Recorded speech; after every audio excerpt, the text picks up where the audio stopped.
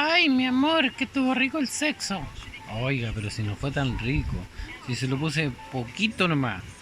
Ay, pero igual me dejaste con un vago. Ya, pero a mí también. Mira, me dejaste con un vago. Pero a mí más. Oye, me dejaste para la cagá, weón. Oiga, señora, este weón que está aquí, el Alfonso, nuestro jefe, este weón no sabe si yo te dejé con un vago o no. No hables tan fuerte. Ay, pero Tito, córtala, ándate, Tito. Yo me voy mejor. Ya, me voy.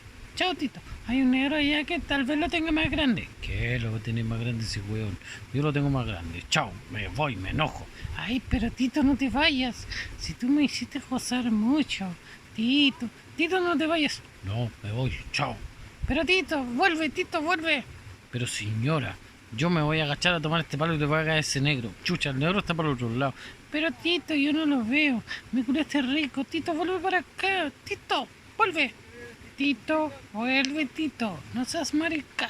Ay, señora, me agacho y tomo otro palo para pegarle al negro. Ya, toma otro palo.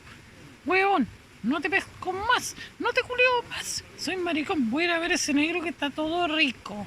Mira cómo está ese negro. Está más rico que la chucha. Lo voy a culearlo todo el rato, ya. ¿Y sabes qué? Mejor no culeo a ningún weón. Chao, Tito. Me culiaste rico. Chao, señora. Yo la culié rico también. Me voy a ver al negro. No me importa.